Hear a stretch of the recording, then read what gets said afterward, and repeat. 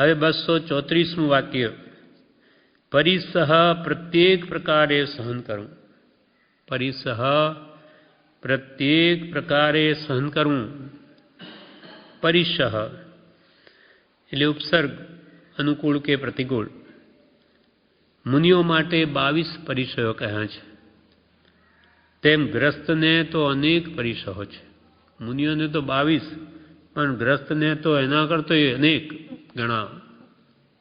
કેટલી જ જાતની ઉપાધિ એને ભોગવી પડે એનું મન જાણે છે. એટલે મુનિઓ માટે 22 પરિસહો કયા છે, તેમ ગ્રસ્તને પણ અનેક પરિસહો છે.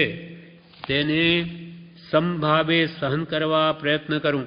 ગ્રસ્ત છું કે મુનિ છું, પણ જે ઉપસર્ગ આવે, પરિસહ આવે, તેને હું સમતા ભાવે સહન કરું.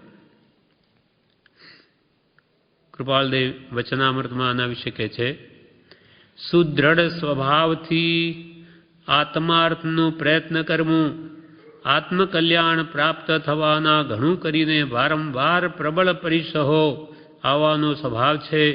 પણ જો પરિસહ શાંત ચિત્તથી વેદવામાં આવે છે તો દીર્ઘકાળે થઈ શકવા યોગ્ય એવું કલ્યાણ બહુ અલ્પકાળમાં સાધ્ય થાય છે. કૃપાલદેવ અંબાલાલભાઈને લખે છે, શુદ્ધ સુદ્રઢ સ્વભાવથી આત્માર્થનું પ્રયત્ન કરવું. સુદ્રઢ સ્વભાવ, એવો સ્વભાવ જ કરી મૂકો કે મારે તો આત્મકલ્યાણ જ કરવું છે. દ્રઢપણે એવો પ્રયત્ન કરવો અને આત્મકલ્યાણ પ્રાપ્ત કરવામાં ઘણું કરીને વારંવાર પ્રબળ પરિસહો આવવાનો સ્વભાવ છે. કોઈ પણ ઉત્તમ કામ કરવા નીકળે તો એને અનેક વિઘ્નો આવે. પાપના કામોમાં તો વિઘ્ન હોય તે જતું રહે, પણ જ્યાં પુણ્યના કામો અથવા મોક્ષ પ્રાપ્તિના ઉપાય જીવ કરે ત્યાં અનેક વિઘ્નો આવીને ઉભા રહે. પણ આત્મકલ્યાણ થવામાં ઘણું કરીને વારંવાર પ્રબળ પરિસહો આવવાનો સ્વભાવ છે. પણ જો પરિસહ શાંત ચિત્તથી વેદવામાં આવે છે તો દીર્ઘકાળે થઈ શકવા યોગ્ય એવું કલ્યાણ બહુ અલ્પકાળમાં સાધ્ય થાય. એટલે જે પરિસહ આવે એને શાંત ચિત્તથી જે વેદી લે, એટલે કે જે સમભાવે સહન કરી લે, તેને દીર્ઘકાળે થવા યોગ્ય જે કાર્ય હોય કલ્યાણ બહુ થોડા સમયમાં થઈ જાય છે. જેમ કે ગ્રસ્ત છે, ગ્રસ્તને અનેક પ્રકારની ઉપાધિઓ આવી પડે છે, છતાં પણ જો સમભાવે એ જો સહન કરી લે તો એનું કામ ઘણું વહેલું થાય છે. એમાં આર ધ્યાન ન કરે કે મારે ઉપાધિ કેમ આવી, આપણે જ લીધેલી છે, બીજાએ કંઈ મોકલી નથી. સમતા ભાવે સહન કરો. ક્રોધના પ્રસંગોમાં ક્રોધ થવા ન દે, માનના પ્રસંગો માન થવા ન દે, માયા કપટના પ્રસંગો માયા ન કરે, લોભના પ્રસંગો લોભ ન કરે, અને આત્મા જાગૃત રાખે, સત્પુરુષના વચન બળે તો તે ત્યાં બળવાન નિર્જરા થાય છે.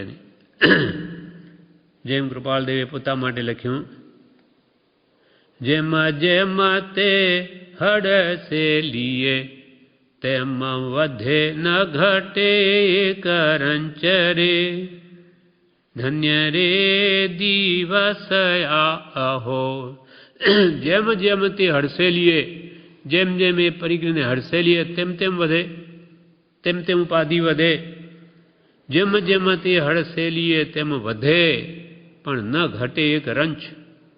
તો પણ કૃપાળુ દેવે જેવા કર્મના ઉદય આવ્યા સમતા ભાવે ભોગવી ને બળવાન નિર્જરા કરી છે.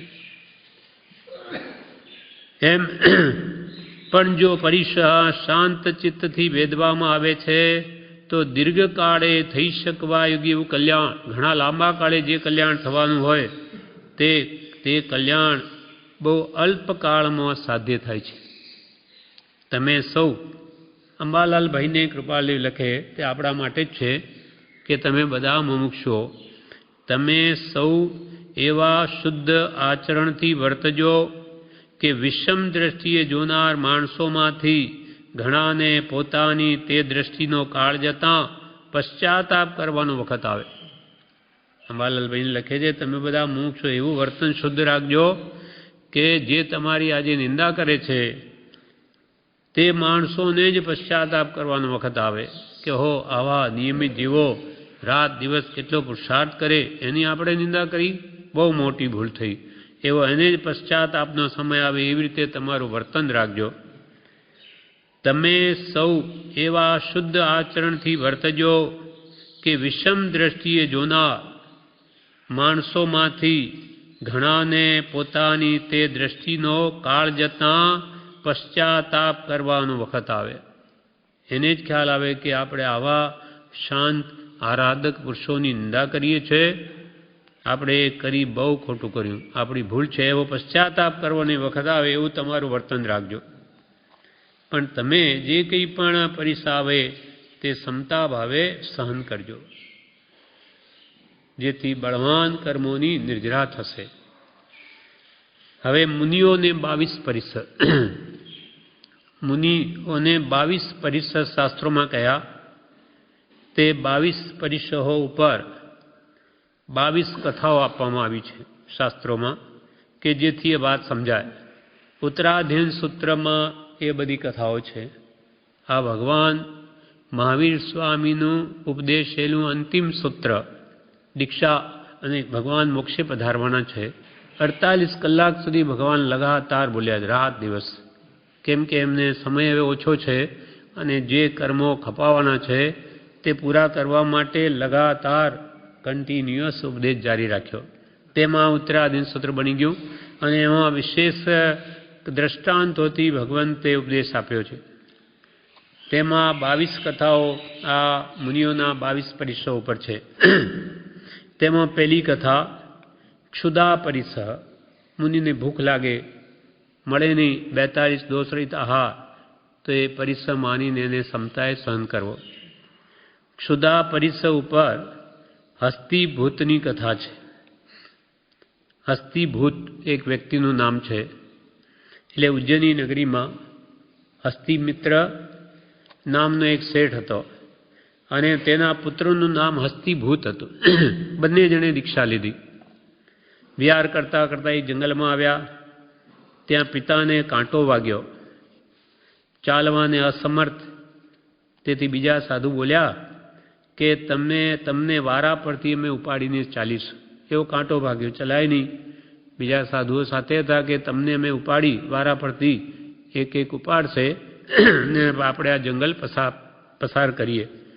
ત્યારે હસ્તિમિત્ર સાધુએ કહ્યું કે હવે મારું આયુષ્ય બહુ અલ્પ છે, તેથી હવે હું અહીંયા જ અણસણ કરીશ.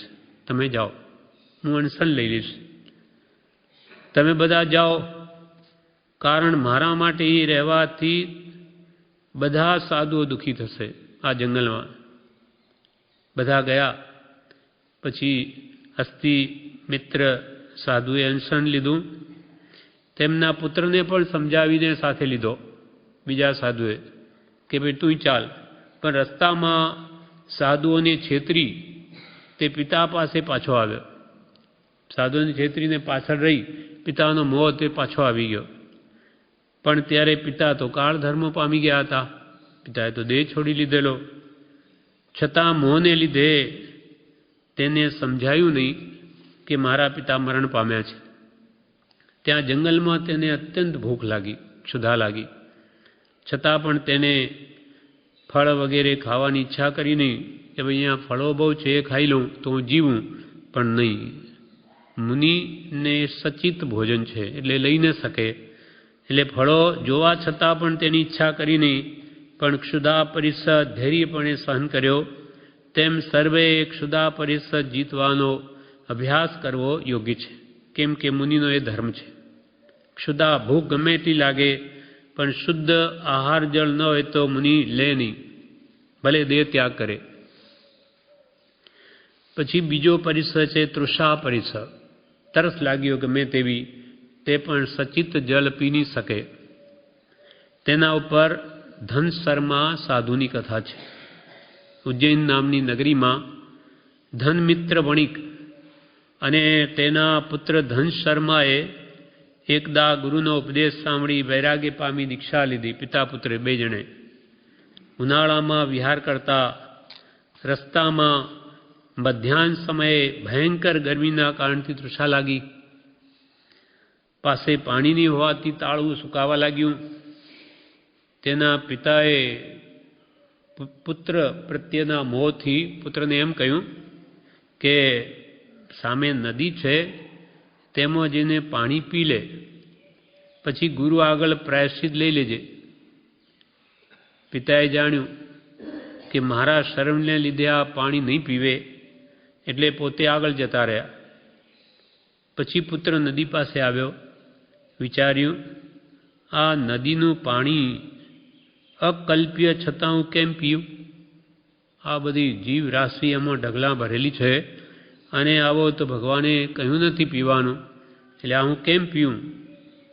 પછી ગુરુ પાસે જઈને પ્રાયશ્ચિત લઈશ એમ વિચારી ખોબામાં પાણી લઈ મુખ પાસે લાવ્યું.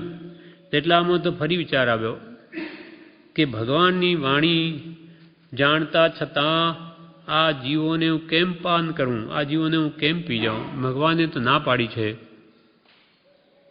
એક જળના બિંદુમાં જીનેશ્વર ભગવંતે અસંખ્ય જીવો કહ્યા છે, એક જળના ટીપામાં. એમ વિચારી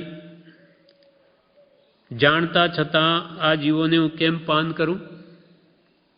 એક જળના બિંદુમાં આટલા જીવો કે એમ વિચારી પાણીને ધીમે ધીમે રહી પાછું નદીમાં મૂકી દીધું. નદી ઉતરી, પેલે પાર ગયો, પણ ચાલી નહીં શકવાથી પડી ગયો. બહુ ધૈર્ય રાખી પંચ નમસ્કાર મંત્રનું સ્મરણ કરતો તે મરણ પામીને સ્વર્ગે ગયો. મરણ સ્વીકાર્યું, પણ સચિત જળને પીધું નહીં. મૃત્યુ સ્વીકાર્યું, પણ આ જ્યાં જીવો છે અંદર એવા જળને ન પીધું. એમ તૃષા પરિસર જય કરવાનો પ્રભુનો ઉપદેશ છે. ગમે તેવી તરફ લાગી હોય પણ ભગવંતોએ જેમ કહ્યું તેમ જ કરવું. ત્રીજો છે શીત પરિસર. ઉપર ભદ્રભાવ સ્વામીના શિષ્યોની કથા છે. રાજગીરી નગરમાં 4 વણિક મિત્રો હતા. તે ભદ્રભાવ સ્વામી પાસે ધર્મોપદેશ સાંભળી દીક્ષા લીધી. અનુક્રમે તે ચારેય શ્રુતના પારગામી થયા. પછી તેઓએ એકાકી વિહાર નામની પ્રતિમા અંગીકાર કરી. એકાકી વિહાર નામની પ્રતિમા ચારેય લીધી. તે પ્રતિમાનો આચાર એવો છે કે વિહાર તથા અનશનાદિ સર્વ ત્રીજા પહોરમાં જ કરવું અને ચોથો પ્રહર શરૂ થાય તે જ વખતે જ્યાં હોય ત્યાં જ તેણે પ્રતિમા ધારણ કરી, એટલે કૌશક ધ્યાને બાકીના 7 પહોર ઊભા રહેવું. જ્યારે વણિકોએ દીક્ષા લીધી, શાસ્ત્રના પારગામી થયા, પછી એવી એકાકી પ્રતિમા લીધી કે 12 થી 3 ત્રીજા પહોર, 6 થી 9, 9 થી 12 2 પ્રહર, ત્રીજો પહોર 12 થી 3, 12 થી 3માં જ એને જ્યાં બેસવું હોય કે જે કરવું હોય કે ભોજન લેવું હોય, જે કંઈ કરવું હોય બસ આમાં 3માં કરવું અને બીજા 7 પ્રહર ઊભા રહેવું. 21 કલાક ઊભા જ રહેવું કૌશકમાં જ. અને એ બી જ્યાં હોઈએ ત્યાં જ. આવો કલ્પ પાલતા તેઓ અનુક્રમે રાજગીરી નગરીમાં આવ્યા. તે વખતે શિયાળાની ઋતુ હતી, ઠંડીની. એકદા તેઓ ત્રીજે પહોરે વૈભારગીરથી ઉતરી નગરમાં આવ્યા. વૈભારગીરી 5 પહાડ છે ત્યાં રાજગીરીમાં. ત્યાં દર્શન કરવા ગયા. એ મુનિઓ ત્યાંથી ઉતરીને નીચે આવ્યા. ઠંડી પડી રહી છે ખૂબ. ત્યાંથી આહાર કરી તેઓ પાછા જુદા જુદા સમયે વૈભારગીરી પર ચાલ્યા. આહાર લેવા માટે આવ્યા, આહાર લઈને પાછા વૈભારગીરી તરફ ચાલ્યા. તેમાં એક મુનિ વૈભારગીરીની ગુફાના દ્વાર પાસે પહોંચ્યા. બીજા મુનિ નગરના ઉદ્યાનમાં પહોંચ્યા. ત્રીજા ઉદ્યાનની પાસે જ પહોંચ્યા અને ચોથા હજુ નગરની બહાર જ પહોંચ્યા. ગોત્રી લેવા આવ્યા, કોઈને મોડું થયું, વહેલું થયું. એ પાછા વૈભારગીરી પણ જાય છે. તેટલામાં તો એક જણ તો હજુ ઠેઠ ગુફા સુધી પહોંચ્યા. બીજા વળી નગરના બગીચા સુધી જ પહોંચ્યા. ત્રીજા એના બગીચાની પાસે જ પહોંચ્યા. ચોથા હજુ નગરની બહાર જ આવ્યા છે. ત્યાં તો ત્રીજો પહોર પૂર્ણ થઈ ગયો. એટલે હવે જ્યાં પૂરો થયો ત્યાં જ એને ધ્યાનમાં ઊભા રહેવાનું. ત્રીજો પહોર પૂર્ણ થઈ ચોથો પહોર શરૂ થયો એટલે તેઓ તે સ્થળે જ કાયસર્ગે ઊભા રહ્યા. તેમાં ગુફાની દ્વારે ઉભેલ મુનિને અતિ દારૂણ શીત એટલે ઠંડી લાગવાથી તે રાત્રિના પહેલે પહોરે જ મરણ પામ્યા. જે એકદમ પહાડની નીચે ગુફા હોય ત્યાં સુધી પહોંચેલા, એને વિશેષ ઠંડી લાગી, એ તો રાત્રિના પહેલા પહોરે જ મરણ પામ્યા. ઉદ્યાનમાં રહેલા બીજે પ્રહરે, ઉદ્યાનની પાસે રહેલા ત્રીજા પ્રહરે અને ગામની બહાર જ પહોંચેલા મુનિ ચોથે પ્રહરે મરણ પામ્યા. એ ચારે સાધુ મૃત્યુ પામીને સ્વર્ગે ગયા. આ પ્રમાણે સાધુઓએ શીત પરિસર સહન કરવો એવી હોવાની આજ્ઞા છે. એ પ્રમાણે નિયમ લીધો તો ઠંડી તો ઠંડી, ગરમી તો ગરમી, એ બધું સમતા ભાવે સહન કરવું. એટલે અત્યંત ઠંડીને સહન કરીને દેહ ત્યાગ કર્યો, પણ પ્રતિજ્ઞા ભંગ ન કર્યો. હવે ચોથો મુનિને માટે ઉષ્ણ પરિસર છે. ગમે એટલી ગરમી હોય તે કે એ પંખા ન ચલાવી શકે, કેમ કે વાયુકાયના જીવો એમાં અણાય છે. હવે તગરા નામના નગરમાં અરહંત ઉષ્ણ પરિસર ઉપર અરહન્નક મુનિની કથા છે. અરહન્નક મુનિ તગરા નામના નગરમાં દત્ત નામે એક વણિક રહેતો હતો. એકદા ગુરુનો ઉપદેશ સાંભળી દત્ત, તેની સ્ત્રી ભદ્રા તથા તેનો પુત્ર અરહન્નક ત્રણેય જણાએ ગુરુ પાસે દીક્ષા લીધી. પિતા, પુત્ર અને પોતાની માતા ત્રણેય જણે દીક્ષા લીધી. પિતા, માતા અને પુત્રે. પિતા સ્નેહને કારણે પુત્રને ભિક્ષા લેવા મોકલે નહીં. રાગ તો સાથેનો સાથે છે, મોહ ક્યાં છોડે. એટલે ત્યાં દીક્ષા લઈ લીધી, પણ જાણે મારો પુત્ર એ ભિક્ષા લેવા કેમ જાય, હું જ લાવીને આપું. એમ જ્યાં સુધી પિતા હતા ત્યાં સુધી સ્નેહને કારણે પુત્રને ભિક્ષા લેવા મોકલે નહીં, પણ પોતે લાવીને આપે. અનુક્રમે દત્ત મુનિ મૃત્યુ પામ્યા. બાપ કંઈ કાયમ થોડે જીવતા રહે. એટલે અંતે પિતા મૃત્યુ પામ્યા. હવે બીજા કોણ લાવીને આપે એને? પિતા તો લાવીને આપી દે, કે બીજા લાવીને આપે? એટલે પછી બીજા સાધુઓએ પુત્રને ભિક્ષા લેવા માટે મોકલ્યો. જા, આજ દિવસે તારા પિતા લાવતા હતા, હવે કોણ લાવી આપે? જા, લઈ આવતું. પણ કોઈ દિવસ ભિક્ષા લેવા ગયેલ નહીં, અને ગરમીના કારણે પગ બળે, માથું તપે, તેથી ધીમે ધીમે હવેલીઓના નીચે ઊભા રહેતા રહેતા ચાલે છે. તે મુનિને ગરમી ઘણી લાગે, કોઈ દિવસ બહાર ગયેલ નહીં, એટલે આ ભૂમિ તપેલી, પગ તપે, માથે ધૂપ, એટલે ધીમે ધીમે ક્યાં હવેલીઓ આવે ત્યાં છાયા હોય ત્યાં ઊભો રહે, ત્યાં ઊભા રહેતા રહેતા ચાલે. ત્યાં એક હવેલી નીચે ઊભા હતા પેલા મુનિ અરહન્નક. પિતા ગુજરી ગયા એટલે પુત્ર. તે હવેલી નીચે ઊભા હતા, ત્યાં ઉપરથી શેઠાણીએ તેમને જોયા. તેના ઉપર મોહિત થઈ તેમને ઉપર બોલાવ્યો. મુનિ પણ ત્યાં આસક્ત થઈ ગયા અને ત્યાં જ રહેવા લાગ્યા. અરહન્નક તે શેઠાણીના ઘરે જ રહેવા લાગ્યો. હવે અહીંયા માતાને ખબર પડે છે કે મારો અરહન્નક ક્યાં ગયો. હવે અરહન્નક મુનિ ઉપાશ્રય આવ્યા નહીં ત્યારે ઘણી તપાસ કરી તો પણ પત્તો લાગ્યો નહીં. તેથી ભદ્રા સાધ્વીને કહ્યું કે તમારો પુત્ર મળતો નથી. તે સાંભળીને શોકથી માતાનું ચિત્ત ભ્રમિત થઈ ગયું. હે અરહન્નક, હે અરહન્નક એમ બોલતી ઘડીએ ઘડીએ ફરવા લાગી. ત્યાં ગોખમાં બેઠેલા અરહન્નકે પોતાની માતાને જોઈ નીચે આવી માતાના પગમાં પડ્યો.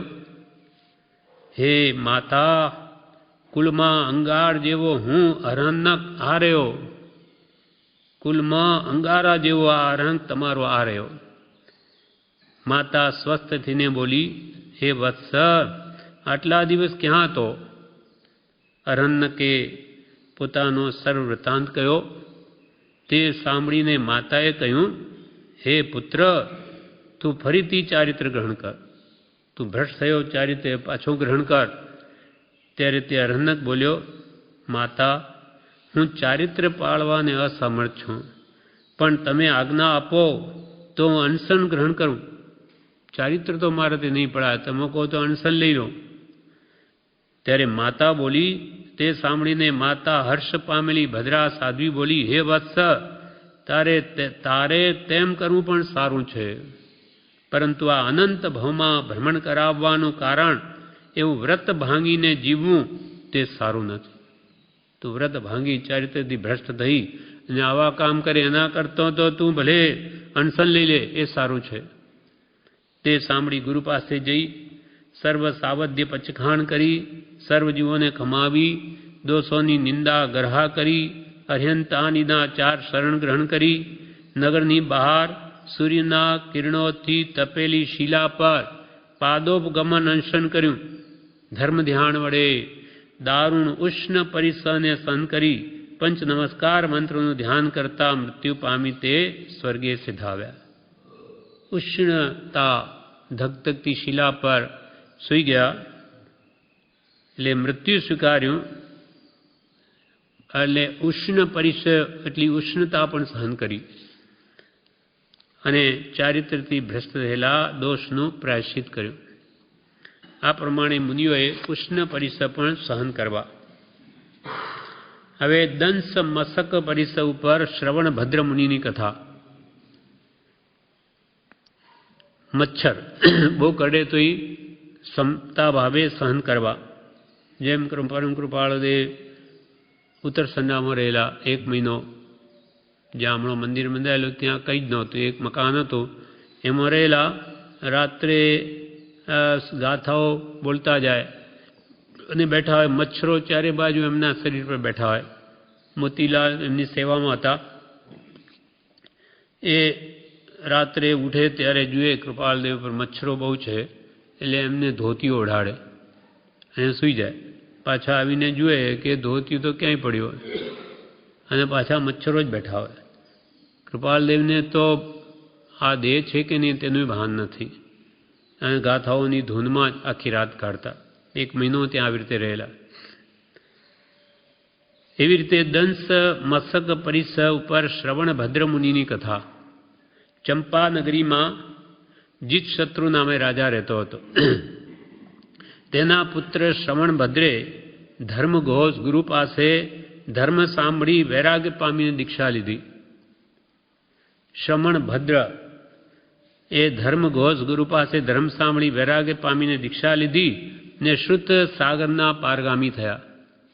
શાસ્ત્ર અભ્યાસ કર્યો.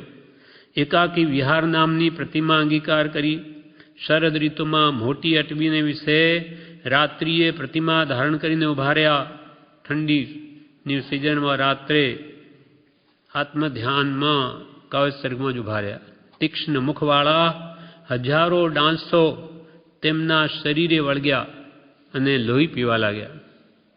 ભયંકર જંગલમાં ઠંડી સિઝનમાં કે જે હજારો ડાંસ એમના શરીર ઉપર વળગીને લોહી પીતા હતા, તેમના ડંખથી અત્યંત વેદના ઉત્પન્ન થઈ.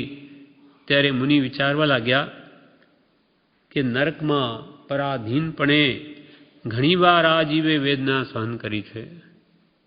આમ શુભ ભાવના ભાવતા તે રાત્રે જ કાળ ધર્મ પામીને તે મુનિ સ્વર્ગે સિધાવ્યા. આમ દંશ મસક પરિસર પણ મુનિઓએ ક્ષમતા ભાવે સહન કરવો જોઈએ એવી ભગવાનની આજ્ઞા છે. આપણેથી ન થાય તો આપણે મુનિપણું ન લેવું. કોને કહ્યું? લઈને દોષ લગાડવા. બીજો ગ્રસ્ત ધર્મ છે એ સ્વીકારો, પણ યોગ્યતા હોય તો જ આ બધું ગ્રહણ કરવી એવી શક્તિ. કે આ ખરેખર આત્માની મહાત્માઓ એ બધું સહન કરી શકે છે. આ પ્રમાણે 22 કથાઓ છે, જેમાંની આપણે 5 વાંચી, બીજી બધી બાકી છે જે આપણે આવતીકાલે લઈશું. 22 પરિસર પર 22 કથા. વચનામૃત ક્રમાંક 19, 700 માનિતિ, વાક્ય 234. પરિસહ પ્રત્યેક પ્રકારે સહન કરું. પરિસહ પ્રત્યેક પ્રકારે સહન કરું. કોઈ પણ પ્રકારના પરિસહ આવે તેને હું સહન કરું. સમભાવે આવેલા કર્મના ઉદયને ભોગવી લઉં. મુનિઓ માટે છે. કોઈ કે આ તો બધું મુનિઓ માટે છે, આપણે શું? ત્યારે બ્રહ્મચારીજીનો ખુલાસો કર્યો કે આપણે પણ મુનિ થવાનું છે ને, ભલે આ ભવે નહીં તો આવતા ભવે, તો એની યોગ્યતાઓ જેટલી મેળવેલી હશે તેટલું ચારિત્ર સરળતાથી પાળી શકાશે. આપણે પણ આ બધા પરીક્ષોને યથાશક્તિ જીતવાનો અભ્યાસ કરીએ તો આપણા હિતમાં જ છે, એટલા કર્મબંધ ઓછા થાય. એટલે 5 પ્રકારના પરિસર કાલે આપણે વાંચી ગયા. ક્ષુધા પરિસર, ભૂખ લાગે અને 42 દોષ રહિત આહાર ન મળે તો મુનિ ન લે. તૃષા પરિસર, ગમે એટલી તરસ લાગી હોય પણ શુદ્ધ જળ, પ્રાસુક જળ ન મળે તો ન લે. શીત, ઠંડી ગમે તેવી હોય અને એ પ્રમાણે નિયમ કરેલો દેહ ત્યાગ કરે પણ નિયમ ભંગ ન કરે. ઉષ્ણ, ગરમી ગમે એટલી હોય તો સહન કરે. દંશ, મચક, મશક એટલે મચ્છરો કરડતા હોય તો પણ આત્મજ્ઞાની મહાત્માઓ પોતાના સ્વભાવમાં રહે, એ બધા આવા ઉપસર્ગો સરળતાથી સહન કરી શકે છે. એટલે ખરેખર મુનિપણું કોને ઉપયોગી?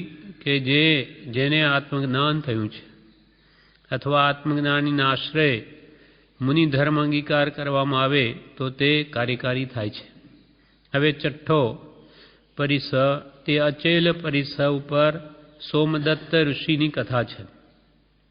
આર્ય રક્ષિત સુરીના પિતા, આર્ય રક્ષિત સુરીના પિતા સોમદેવે દીક્ષા લીધી. તેઓ ધોતિયું પહેરતા પણ ચોળપટ્ટો નહીં. આર્ય રક્ષિત સૂર્યે એક દિવસ યુક્તિપૂર્વક બીજા સાધુઓ પાસે તેમનું ધોતિયું કઢાવ્યું. ત્યારે અચેલ એટલે નગ્ન પરિસર સહન કર્યો અને પછી ચોળપટ્ટો ધારણ કર્યો. 7મો પરિસર અરતિ પરિસર ઉપર પુરોહિત પુત્રની કથા. અરતિ પરિસર એટલે અરતિ એટલે અણગમો. પૂરો ભવે પુરોહિત પુત્રે દીક્ષા લીધી પણ સંયમ પ્રત્યે અરતિ એટલે અણગમો હતો. પછી મરીને તે દેવ થયો. દેવગતિમાંથી આવી અને શેઠનો મોટો પુત્ર હતો તેનો ભાઈ થયો. મોટો ભાઈ મંદિરે કે ઉપાશ્રય તે નાના ભાઈને લઈને જાય પણ દુર્લભ બોધિતાને લીધે રડવા માંડે, કેમ કે આગલા ભમો સંયમ પ્રત્યે અરતિ ભાવ કરેલો. તેથી આ ભમો મોટો ભાઈ એને મંદિરે દર્શન કરવા લઈ જાય તો પણ તે રડે, ગમે નહીં જવાનું. મોટા ભાઈએ તેને પ્રતિબોધ કરવા ઘણો પ્રયત્ન કર્યો પણ તે બોધ પામ્યો નહીં.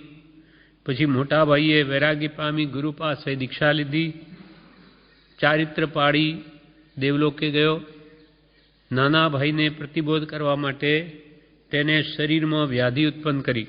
મોટો ભાઈ જે દેવ થયો એટલે નાનો ભાઈ પણ સંસાર ત્યાગ કરે એટલે એના માટે એના શરીરમાં વ્યાધિ રોગ ઉત્પન્ન કર્યો. પોતે વૈદ્યનું રૂપ લઈ તેની પાસે આવીને કહ્યું કે દીક્ષા લે તો તારી આ વ્યાધિ સારી કરું, એમ કહી તેને સાજો કર્યો. પછી દીક્ષા અપાવી પણ દીક્ષા છોડીને સાજો થયો એટલે દીક્ષા છોડીને પાછો ઘેર આવી ગયો. દેવે 3-4 વાર પ્રયત્ન કર્યા પણ તે પ્રતિબોધ પામ્યો નહીં. છેવટે તેનો પૂર્વ ભવ કયો ત્યારે તેણે ભાવથી ચારિત્ર લીધું અને ચારિત્ર પ્રત્યે રતિવાળો થયો કે આ બધું તને કેમ એમ થાય છે કે તે આગલા ભવમાં ચારિત્ર પ્રત્યે અણગમો કર્યો છે, રતિ ભાવ કરેલો. એટલે હવે આવો ભાવ ન લાવ. એટલે હવે આ ભવમાં પછી જ્યારે પૂર્વ ભવની વાત સ્પષ્ટ કહી ત્યારે તે અરતિ પરિસરવાળો થયો. એટલે પછી એને અણગમો ન લાવ્યો અને પ્રેમપૂર્વક ચારિત્ર પાળ્યું. 8મો સ્ત્રી પરિસર ઉપર સ્થૂલીભદ્ર મુનિની કથા. સ્થૂલીભદ્ર મુનિએ કોષાવેશ્યાને ત્યાં ચોમાસું કર્યું. તેને ચડાવવા કોષાએ ઘણો પ્રયત્ન કર્યો તો પણ ચલ્યા નહીં, પણ સ્ત્રી પરિસર સહન કર્યો અને અનુકૂળ પરિસર કહેવામાં આવે છે. જે રાગના કારણ હોય તે અનુકૂળ પરિસર, જે બાહ્ય અશાતા આ દુઃખ આપે તે પ્રતિકૂળ પરિસર. હવે 9મો ચર્યા પરિસવ ઉપર સંગમાચાર્યની કથા. ચર્યા એટલે વિહાર. કોલાક નામના નગરમાં સંગમ નામના આચાર્ય હતા. જંગા બળ ક્ષીણ થવાથી તે જ નગરમાં નિયત વાસ કરીને રહેલા હતા. એટલે ચાલવાની શક્તિની વૃદ્ધ થઈ ગયા એટલે જંગા બળ ક્ષીણ થવાથી તે નગરમાં એ કાયમ રહેતા હતા. દુષ્કાળ પડવાથી પોતાના સિંહ નામના શિષ્યને આચાર્ય પદવી આપી ગચ્છ સહિત તેમને દૂર દેશમાં મોકલી દીધા. પોતે એક જ ગામમાં રહ્યા છતાં કોઈ સ્થાનમાં કે શ્રાવકમાં મમતા કરીને વૃદ્ધ હતા. એક જ ઠેકાણે આ વૃદ્ધાવસ્થાના કારણે રહેવું પડ્યું. છતાં પણ કોઈ જગ્યામાં કે શ્રાવકમાં એમે મારાપણું કર્યું નહીં, પણ તે જ નગરમાં 9 ભાગ પાડ્યા. એટલે દર મહિને એ જગ્યા બદલે છે શહેરમાં. એટલે 8 માસના 8 ભાગ અને એક ચોમાસું મળી કુલ 9 ભાગ કરીને 9 જુદે જુદે સ્થાને વિચરીને રહ્યા. ચર્યા એટલે વિહાર કરવામાં તબિયતને કારણે અશક્ત હોવા છતાં પણ તે 9 સ્થાને ફરતા હતા. તે જોઈ નગરની અધિષ્ઠાયક દેવી પ્રસન્ન થઈ તેમની ભક્તિ કરતી હતી. એટલે વૃદ્ધાવસ્થામાં અત્યંત અશક્ત હોવા છતાં પણ કંઈ પણ મમતા નહીં થઈ જાય સ્થાનમાં, કે કોઈ શ્રાવક પ્રત્યે મોહ નહીં થઈ જાય મારા પણ. એટલે એ સ્થાન પ્રતિ મહિને એક શહેરમાં પણ બદલતા હતા. આ ચર્યા પરિસર કહેવાય કે વિહાર બિલકુલ નહીં કરી શકે છતાં કરતા હતા. 10મું નૈષેધિકી એટલે એક સ્થાને બેસવાના કે ઊભા રહેવાના પરિસર ઉપર કુરુદત્ત સાધુની કથા છે. એક જ સ્થાને બેસી રહેવું કે ઊભા રહેવું એવો પરિસર તે કુરુદત્ત સાધુએ સહન કર્યો. હસ્તિનાપુરમાં કોઈ શ્રેષ્ઠીના પુત્ર કુરુદત્તે ગુરુનો ઉપદેશ સાંભળી વૈરાગ્ય પામીને દીક્ષા લીધી. એક વખત રાત્રિએ પ્રતિમા ધારીને ઊભા રહ્યા. ત્યાં ચોરો ગાયનું ધણ ચોરીને જતા રહ્યા. મુનિ ત્યાં બાજુમાં ધ્યાનમાં ઊભા છે.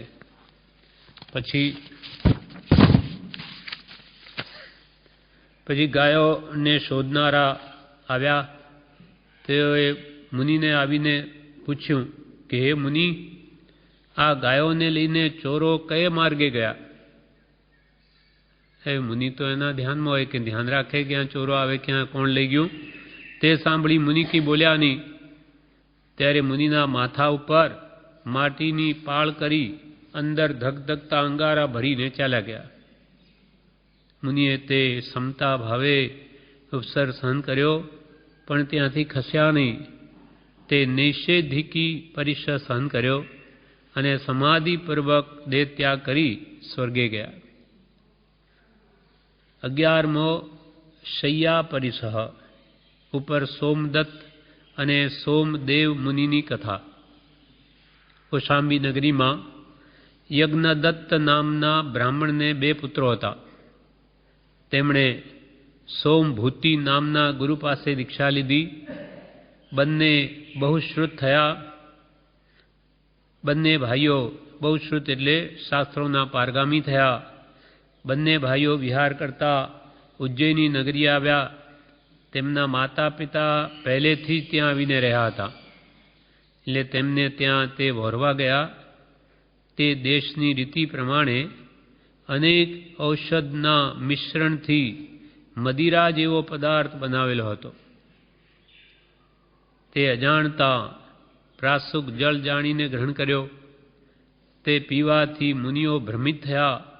પછી વિચાર્યું કે ઓહો, અજાણતા મદ્યપાન થયું છે. દારૂ પીવાય, દારૂ જેવો પદાર્થ અજાણતા. બસ તેથી પાદોગમન અનશન ગ્રહણ કરેલું, પાદોપગમન. પછી વરસાદ આવવાથી એ સૂઈ ગયા શિલા પર. પોતે પોતાની સેવા ન કરે એવું પાદોપગમન અનશન બે જણે સ્વીકાર્યું. પછી વરસાદ આવ્યો, તેમાં તણાઈ ગયા અને સમુદ્રમાં ગયા તણાઈને. ત્યાં જળ જંતુઓ તેમને ખાઈ ગયા.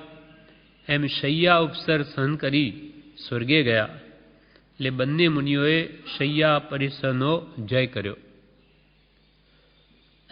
12મો આક્રોશ પરિસર ઉપર અર્જુન માલીની કથા. આક્રોશ એટલે કોઈ ક્રોધિત થાય, ગમે તેમ બોલે તો પણ બધું સહન કરે. રાજગીર નગરમાં અર્જુન નામે એક માળી રહેતો હતો. તેની અંદર યક્ષે પ્રવેશ કર્યો. તેથી રોજ 6 પુરુષો તથા એક સ્ત્રીને મારતો. એ યક્ષ અર્જુન માલીની અંદર પ્રવેશ કરી રાજગીર નગરમાં ભગવાન મહાવીર પધાર્યા. પણ એ દિશા તરફ કોઈ જાય નહીં, કેમ કે વચ્ચે અર્જુન માળી રોજ 7 જણને મારે. જ્યારે અર્જુન માળીએ 7 માણસોને માર્યા છે એમ સાંભળે પછી જ એ દિશા તરફ લોકો જતા હતા. પણ સુદર્શન શેઠે વિચાર્યું, જે કૃપાલદેવે મોક્ષમાળામાં લખ્યા છે એ સુદર્શન શેઠ નહીં, આ બીજા. આ સુદર્શન શેઠે એમ વિચાર્યું કે જે થવું હોય તે થાય, પણ મારે તો ભગવાનના દર્શન કરવા જવું જ છે. ભલે યક્ષે મને મારી નાખો તો મારી નાખશે, પણ હું તો દર્શન કરવા જઈશ. એમ વિચારી શેઠ તે તરફ ગયા. તેમને આવતા જોઈ અર્જુન માળી મારવા આવ્યો. ત્યારે શેઠે સાગાર અનશન ગ્રહણ કરી પંચ પરમેષ્ઠી નવકાર મંત્રનું ધ્યાન કરતા ત્યાં જ ઊભા રહી ગયા કે હવે જે થાય તે જોઉં છું. સાગાર અનશન કે જીવતો રહીશ તો ભોજન કરીશ, ને દેહ છૂટી ગયો તો 4 પ્રકારના આહારનો ત્યાગ છે. આવું સાગાર અનશન લઈને ધ્યાનમાં ઊભા રહી ગયા. શેઠ પાસે આવતા જ અર્જુન માળીના શરીરમાંથી તે યક્ષ ભાગી ગયો એના પ્રભાવે. તેથી માળી સ્વસ્થ થઈ શેઠ પાસે આવ્યો. ત્યાં પોતાનો સર્વવૃત્તાંત સાંભળી શેઠ સાથે તે ભગવાન પાસે ગયો. ત્યાં ભગવાનનો ઉપદેશ સાંભળી અર્જુન માળીએ દીક્ષા લીધી. છતાં રોજ એ 7 જણને મારતો. એટલે લોકો એને આક્રોશ વચનો વડે કહેવા લાગ્યા ખૂબ કે આ તો ધૂર્ત છે, એણે દીક્ષા લીધી, આ તો ઠગ છે. એમ લોકો કહે, પણ તે મુનિઓ મનમાં રોષ આણ્યો નહીં, કેમ કે પહેલાં એવું કૃત્ય યક્ષના અંદર પ્રવેશેલું એટલે થતું હતું. એટલે જે લોકોએ એને જેમ કહ્યું તેમ સમતાએ સહન કર્યું. 6 મહિના સુધી આવા અનેક આક્રોશ વચનો સહન કરી તે અર્જુન માળી કેવળ જ્ઞાન પ્રગટાવીને મોક્ષે પધાર્યા. માટે મુનિઓએ આક્રોશ પરિસહ સહન કરવો. મુનિઓ માટે કે આપણા માટે, આપણા ઉપર કોઈ આવી રીતે ક્રોધિત થઈને આવે, આપણે સમતાએ જો સહન કરી લઈએ, મનમાં પણ એના પ્રત્યે જો બીજો ભાવ ન લાવીએ, તો પ્રભુ શ્રી કે એક વચન સમતાએ સહન કરે તો પ્રભુ 6 મહિના ઉપવાસનો લાભ થાય. આપણા ઉપર કોઈ ગમે તેમ આપણને બોલે અને આપણે મનમાં પણ ન લાવીએ, બહારથી જ ન બોલીએ કે ભાઈ બોલીએ તો વળી માર ખાવો પડશે, પણ મનમાં પણ ન લાવે કે આ તો બિચારો કર્મને આધીન બોલે છે, એમાં એનો કોઈ દોષ નથી, મારો જ પૂરું કર્મનો દોષ છે. એમ વિચારીને એના પ્રત્યે કંઈ પણ બીજો ભાવ ન લાવીએ, કેમ કે જે કંઈ થાય તે મારા કર્મથી જ થાય છે, એવો વિચાર કરીને જો સમતા ભાવ રાખી લઈએ તો કે 6 મહિના ઉપવાસ જેટલો લાભ થાય. તેમ મુનિઓનો તો ધર્મ છે, એને તો સમતાએ બધું સહન કરવું જ જોઈએ. એટલે આ પ્રમાણે એમને આક્રોશ પરિસર સહન કર્યો તો અંતે કેવળ જ્ઞાન પ્રગટાવીને મોક્ષે પધાર્યા. હવે 13મો વધ પરિસર. કોઈ મારી પણ નાખે તો પણ અમારો વૈરી છે એના પ્રત્યે ભાવ ન લાવે, મારા જ કર્મનો ઉદય છે, ત્યાં પણ મુનિએ એવો ભાવ લાવવો જોઈએ. એના ઉપર સ્કંદકાચાર્યની કથા. સાવસ્તી નગરીમાં જીતશત્રુ રાજાનો પુત્ર સ્કંદક કુમાર હતો. તે દીક્ષા લઈ વિહાર કરતાં કુંભકાર કટક નગરમાં આવ્યા. ત્યાં પાલક નામે મંત્રી હતો. તેણે પૂર્વના વેરભાવને લઈને આ મુનિઓને જોઈ રાજાને કહ્યું કે તમારી સાથે લડાઈ કરીને રાજ્ય લેવા માટે આ સૈનિકો સાધુ વેશે આવ્યા છે. 500 શિષ્ય હતા સ્કંદકાચાર્યના. મંત્રીને પૂર્વનું વેર હતું. એટલે હવે એને શું કર્યું, શસ્ત્રો બધા જ્યાં મુનિઓ ઉતર્યા ત્યાં ખાડા ખોદીને ઘાલી દીધા. પછી રાજાને કહ્યું કે આ કોણ છે, જાણો છો તમે? આ મેં તપાસ કરી છે, આ બધા તમારું રાજ્ય લેવા માટે આ મુનિ વેશ લઈને બધા આવ્યા છે અને શસ્ત્રો બધા ખૂંચેલા છે. તો કે જુઓ, તપાસ કરી તો હા હતા, એણે જ ઘાલેલા મંત્રીએ. તો કે હવે એને જે શિક્ષા કરવી હોય તારે કર, એને તો મારી જ નાખવાના હતા બધાને. એટલા માટે આ ષડયંત્ર રચેલું. એટલે પાલક મંત્રીએ પૂર્વના વેરભાવને લઈને મુનિઓને જોઈ રાજાને કહ્યું કે તમારી સાથે લડાઈ કરીને રાજ્ય લેવા માટે આ સૈનિકો બધા સાધુ વેશે અહીં આવ્યા છે. પાલક મંત્રીએ પોતે જ ગુપ્ત રીતે દાટેલા શસ્ત્રો બતાવી રાજાને ખાતરી કરાવી. તેથી તેમને શિક્ષા કરવા માટેનું કામ રાજાએ પાલક મંત્રીને સોંપ્યું. મંત્રીએ સ્કંદક મુનિના 500 શિષ્યોને ઘાણીમાં ઘાલીને પીલી નાખ્યા. તે બધાએ વધ પરિસર સહન કરી ત્યાં જ કેવળનાદ પ્રગટાવ્યું. ગુરુએ બધાને અંતિમ ઉપદેશ આપીને સમાધિમણ કરાવ્યું. બધાએ કેવળનાદ પ્રગટાવ્યું. પણ ગુરુ સ્કંદકાચાર્ય તેને તે પાલક મંત્રી પ્રત્યે ક્રોધ આવી ગયો અને નિયાણું કર્યું કે જો મારા તપનો પ્રભાવ હોય તો આ સમગ્ર દેશનો બાળનારો થઉં. આચાર્યને એવો ભાવ ઉપજ્યો. તે દેહ ત્યાગી અગ્નિકુમારમાં દેવતા થયા અને વેર સંભાળી તે આખા નગરને બાળી નાખ્યું. તે પ્રદેશ અત્યારે પણ દંડકારણ્ય નામથી આજે પણ ઓળખાય છે. બીજા સાધુઓએ વધ પરિસર સહન કર્યો પણ સ્કંદકાચાર્ય ન કર્યો તેમ કોઈએ કરવું નહીં. પણ સમતા ભાવે એવા ભયંકર મરણનો ઉદય આવે તો પણ કે છે સમતાએ સહન કરવો. તે વધ પરિસર. હવે 14મો યાચના પરિસર ઉપર બળભદ્ર મુનિની કથા. શ્રી કૃષ્ણના ભાઈ બળભદ્રે કૃષ્ણના મૃત્યુ પછી વૈરાગ્ય પામી દીક્ષા ગ્રહણ કરી. એકદા ભિક્ષાને માટે બળદેવ મુનિ કોઈ ગામમાં જતા હતા. ત્યાં બહાર કૂવા ઉપર કોઈ સ્ત્રી પાણી ભરવા આવી. તેણીએ તે બળભદ્ર મુનિનું અનુપમ રૂપ જોઈ અતિ મોહ પામી ઘડાને બદલે પોતાના બાળકના જ કંઠમાં દોરડાનો પાસ નાખ્યો. ઘડો દોરીથી બાંધીને કૂવામાં ઉતારો છે એને બદલે એ બળભદ્ર મુનિનું રૂપ જોવામાં જ એવી તલ્લીન થઈ ગઈ કે એને પોતાના બાળકના ગળામાં જ એ દોરડું નાખવા માંડી. હા, બળદેવ મુનિએ જોયું એટલે બળદેવ મુનિએ તેની પાસે આવીને પ્રતિબોધ કર્યો કે આ તું શું કરે છે? તારા બાળકના ગળામાં જ દોરડું બાંધે? ત્યારે તેણીએ બાળકના કંઠમાંથી દોરડાનો પાસ બહાર કાઢ્યો. ત્યાર પછી બળભદ્ર મુનિએ ગામની ભિક્ષા અને અનર્થનું કારણ જાણી વૈરાગ્ય પામી ગામમાં પ્રવેશ કરવાનો જ ન કરવાનો નિયમ કર્યો. બસ મારે હવે ગામમાં આવવું જ નહીં. હા, વસુદેવનો બી છે એને પાછળ પણ સ્ત્રીઓ પડતી. એ કામદેવ હતા. આ બળભદ્ર મુનિ, આ શ્રી કૃષ્ણના ભાઈ. હા હા, બરાબર, એ પિતાશ્રી હતા. એણે પણ આવું નિયાણું કરતું આગલા હું સ્ત્રી વલ્લભ થાઉં એટલે. પણ આ એ બધા કામદેવ જેવા હોય. એટલે શ્રી કૃષ્ણ પછી દીક્ષા લીધી. 6 મહિના સુધી શ્રી કૃષ્ણ મળદું લઈને ફર્યા છે અને કે નથી મરી ગયો, કૃષ્ણ નથી મરી ગયા, મારો ભાઈ.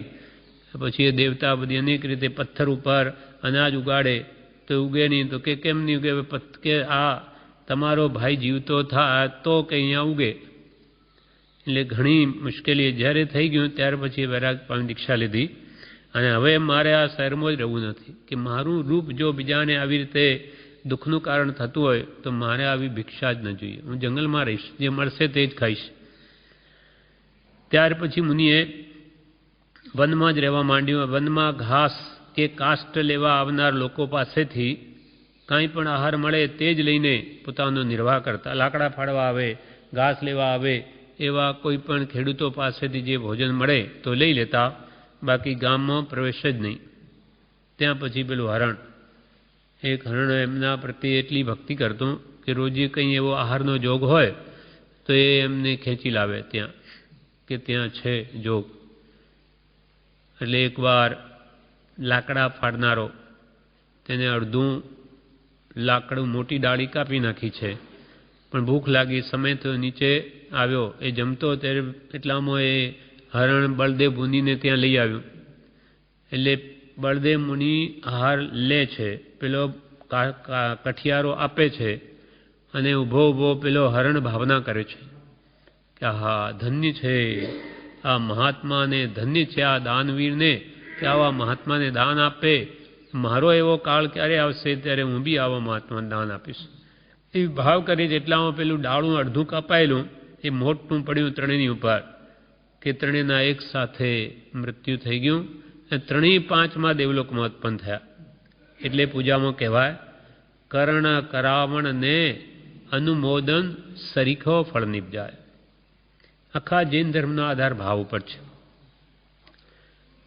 કોઈ કરે, કોઈ કરાવે અને કોઈ ભાવના જ કરે તો એને સરખો લાભ મળે. જેમ કે હમણાં આપણે અહીંયા જે ઘી બોલાય, હવે આરતી તો એકના હાથમાં જાય, પણ બધા ભાવ કરી શકે કે હો ધન્ય છે, લોકો કેટલો લોભ છોડે, શું ભગવાન પ્રત્યે કેવો એમનો પ્રેમ છે, એવો જે ભાવ કરે તે પણ એટલો જ લાભ લઈ જાય. એટલે આખા જૈન ધર્મનો આધાર ભાવ ઉપર છે.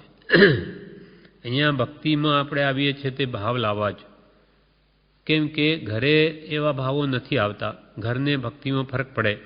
એટલા માટે આ બધી યોજનાઓ ભાવ લાવવા માટે જ આ નિમિત્તો યોજ્યા છે. એટલે પછી ત્યાં લોકો પાસેથી જે આહાર મળે તે જ લઈને પોતાનો નિર્વાહ કરવો એવો નિશ્ચય કર્યો. અને આહાર જો ન મળે જંગલમાં તો તપની વૃદ્ધિ થઈ, સારું થયું. તપ આજે વિશેષ થશે, વિશેષ નિર્જરા થશે એમ માને મુનિઓ. ગામમાં સહેલાઈથી ભિક્ષા મળી શકે પણ વનમાં તો મળવી દુર્લભ છે. છતાં બળદેવ મુનિએ તેમ કરી પણ યાચના પરિસર સહન કર્યો. એ ગમે તેમ મળે ન મળે એની કોઈ ફિકર નથી. મહાપુરુષો તો આત્માની સંભાળ લેવાની પડી હોય. આપણે અજ્ઞાનીઓ ખાવા માટે જીવીએ છીએ, એ તો જીવવા માટે ખાય છે. જ્યાં અત્યંત આવશ્યક હોય ત્યારે જ ભોજન લે, નહીં તો લે પણ નહીં. આ પ્રમાણે યાચના પરિસર ઉપર બલભદ્ર મુનિની કથા આવે. 15મો અલાભ પરિસર ઉપર ઢંઢણ કુમાર મુનિની કથા. અલાભ પરિસર, ગોચરી ન મળે, કોઈ અભિગ્રહ કર્યો હોય તો તે પ્રમાણે ન પણ મળે તો તપની વૃદ્ધિ થઈ એમ માને. શ્રી કૃષ્ણ વાસુદેવે નેમિનાથ પ્રભુની વંદના કરીને ભગવાનને પૂછ્યું કે સ્વામી, આ સર્વ મુનિઓમાં વધારે દુષ્કર કરનાર કોણ છે? ત્યારે નેમિનાથ ભગવાને કહ્યું કે સર્વ મુનિઓ દુષ્કર કરનાર છે, તો પણ તેમાં ઢંઢણ મુનિ તે વધારે દુષ્કર તપ કરનાર છે. બધા મુનિઓ દુષ્કર જ કરે છે, પણ એમાં પણ વિશેષ ઢંઢણ કુમાર તો વધારે દુષ્કર કાર્ય કરે છે. ત્યારે વાસુદેવે તેનું કારણ પૂછ્યું. ત્યારે પ્રભુ નેમિનાથે તેના અભિગ્રહ સંબંધી સર્વ વૃત્તાંત કહ્યો કે ઢંઢણ મુનિએ પોતાની લબ્ધિથી જ આહાર મળે તો જ લેવો, નહીં તો નહીં લેવો એવો નિયમ કરેલ છે. તે સાંભળી કૃષ્ણે પૂછ્યું કે તે મહાત્મા અત્યારે ક્યાં છે? ત્યારે નેમિનાથ પ્રભુએ કહ્યું તે નગરીમાં ભિક્ષા લેવા માટે ગયા છે અને એ તમને નગરીમાં પ્રવેશ કરતાં સામા મળશે. પછી પ્રભુને વાંદી શ્રી કૃષ્ણ વાસુદેવ નગરી તરફ ચાલ્યા. દરવાજામાં પ્રવેશ કરતાં જ ધન્વન કુમાર મુનિને જોયા. ત્યાં એટલે પછી શ્રી કૃષ્ણે હાથી પરની નીચે ઉતરી અને ધન્વન કુમાર મુનિને નમસ્કાર કર્યા, વંદન કર્યું. ત્યારબાદ મુનિ એક શેઠને ત્યાં વહોરવા ગયા.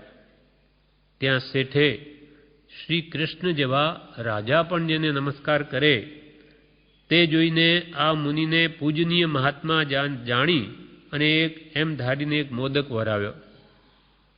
પછી ભગવાન પાસે આવી ધન્વન મુનિએ પૂછ્યું કે હે પ્રભુ, આજે મારો લાભાંતરાય ક્ષીણ થયો કે જેથી મને આજે આ ભિક્ષા મળી?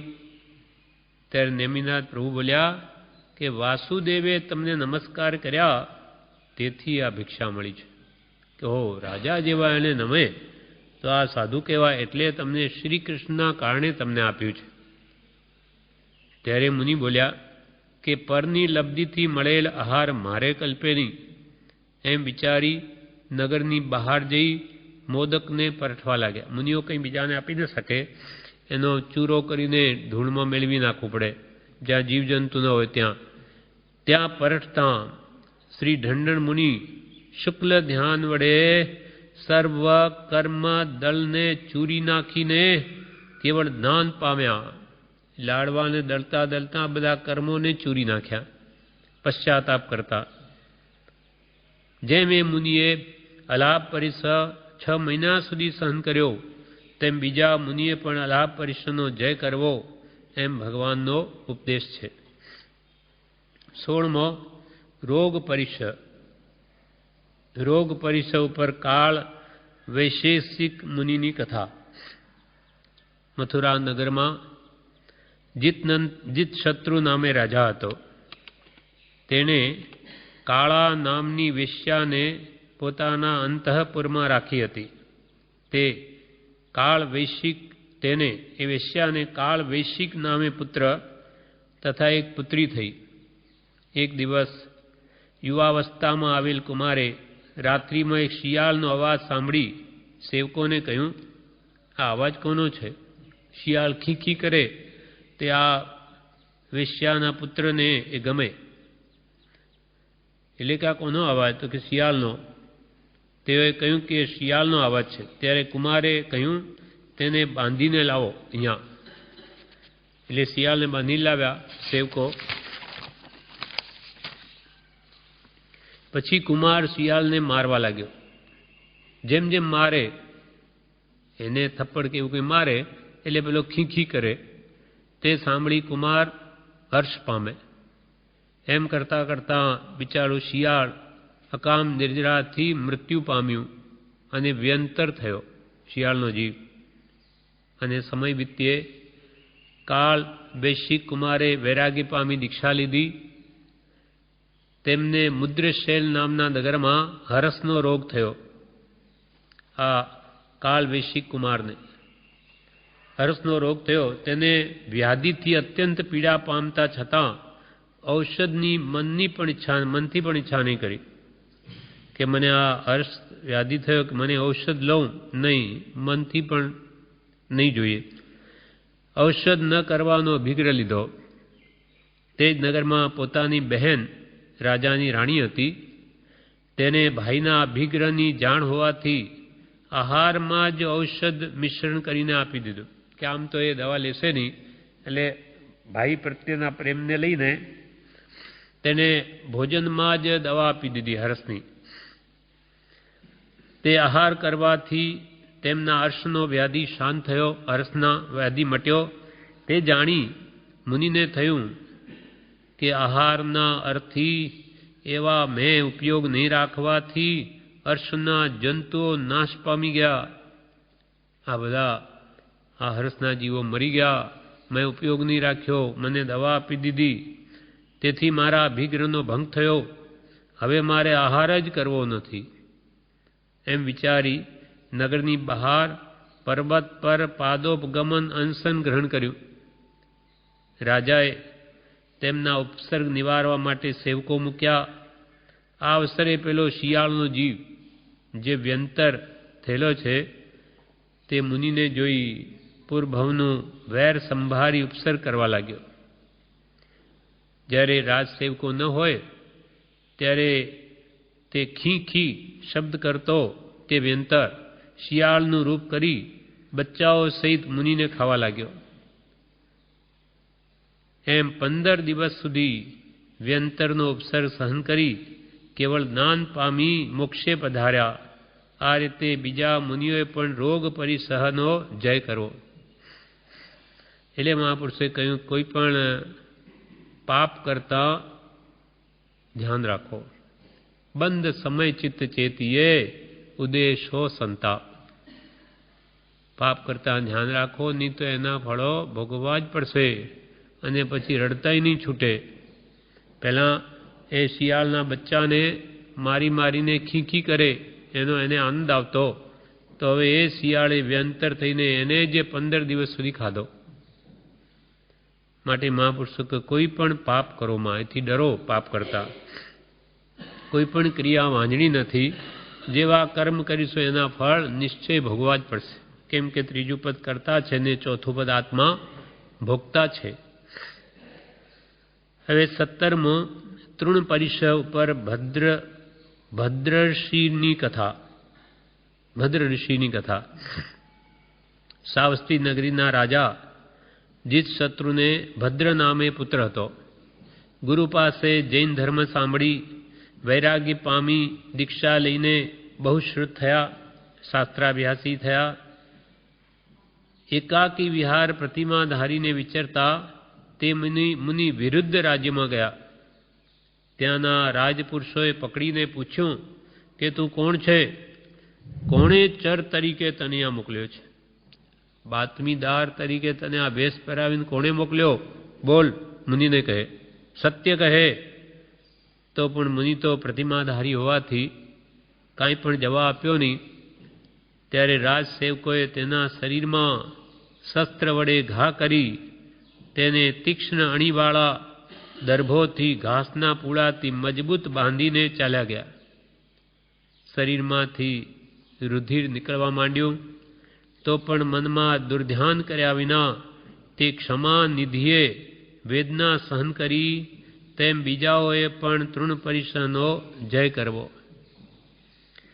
હવે 18મો મળ પરિષદ. મળ પરિષદ ઉપર સુનંદ શ્રાવકની કથા. ચંપાનગરીમાં સુનંદ નામે શ્રાવક રહેતો હતો. તે સર્વ જાતના કરિયાણાનો વેપાર કરતો. તેની પાસે મુનિઓ કાંઈ ઔષધ માંગે તો તે ગર્વ સાથે અને અવજ્ઞા સહિત આપતો હતો. અવજ્ઞા કરતો, અહંકાર કરતો ને ઔષધ આપતો મુનિઓને માગતા. ત્યારે એકદા ગ્રીષ્મ ઋતુમાં પસીનાથી નીતરતા મુનિઓ ઔષધ લેવા તેની દુકાને આવ્યા. તેમની દુર્ગંધથી દુકાનમાં રહેલ ઔષધનો ગંધ પણ પરાભવ પામ્યો. એટલે એટલી બધી દુર્ગંધ એમના શરીરમાંથી નીકળતી હતી મુનિઓના કે એની ઔષધિઓની ગંધ પણ બધી ઉડી ગઈ. તે જોઈ સુનંદે વિચાર્યું કે સાધુઓનો સર્વ આચાર સારો છે, પરંતુ તેઓ મેલા રહે છે તે સારું નથી. આ રીતે મુનિઓની નિંદા કરવાથી તેણે દુષ્કર્મ ઉપાર્જન કર્યું. અનુક્રમે મરણ પામી તે દેવ થયો. ત્યાંથી ચવી શેઠનો પુત્ર થયો. પછી વૈરાગ્ય પામીને દીક્ષા ગ્રહણ કરી. આ ભાવમાં તેને મુનિ નિંદાનું દુષ્કર્મ ઉદયમાં આવ્યું અને તેનું આખું શરીર દુર્ગંધમય બની ગયું. તેની અસહ્ય દુર્ગંધની લોકોમાં ચર્ચા થવા લાગી. તેથી ગુરુએ તેમને ઉપાસની બહાર જવાનો નિષેધ કર્યો. રાત્રિએ તેમને કાયોત્સર કર્યો. દેવીએ પ્રસન્ન થઈ તેમનું શરીર કસ્તુરીમય કરી દીધું. માટે મુનિઓએ મળ પરિસહ સહન કરવો, તેમજ શ્રાવકોએ પણ તેવા મહાત્માઓની નિંદા કરવી નહીં. મહાત્માઓ માટે તો મળ એ શોભા છે. શ્રાવકને એ મળ રાખે યોગ્ય નથી, પણ મુનિઓને તો શોભા છે. એટલે મનમાં પણ ન લાવે તે જ ખરા મહાત્મા છે. એટલે મુનિઓએ આવો પરિસર દુર્ગંધ આવતી શરમે તોય ક્ષમતા ભાવે સહન કરવી. પછી 19મો સત્કાર પરિસર ઉપર સાધુ તથા શ્રાવકની કથા. મથુરા નગરીમાં ઇન્દ્રદત્ત નામે પુરોહિત જૈન ધર્મનો વિરોધી હતો. તે હંમેશા પેલો પુરોહિત જે જૈન ધર્મ વિરોધી તે રોજે પોતાના ગવાક્ષની નીચે થઈ જઈને જતા મુનિઓ ઉપર પગ લાંબા કરીને બેસતો. એના નીચે થઈને એવી જગ્યા હતી કે મુનિઓને પસાર થવું પડે એટલે એના ઉપર પગ રાખતો, ઉપર નીચે થઈને જવું પડે મુનિઓને. તો પણ મુનિઓ કોપ કરતા નહીં. પણ એક શ્રાવક તેના ઉપર કોપાયમાન થયો કે આ મુનિઓ પર આવી રીતે પગ રાખે અને તેના પગ કાપી નાખવાની ઈચ્છા કરી એક શ્રાવકે. તે વાત ગુરુને જણાવી. ગુરુએ કહ્યું, સાધુઓને તો સત્કાર પરિસર સહન કરવાનો ભગવંતો ઉપદેશ છે.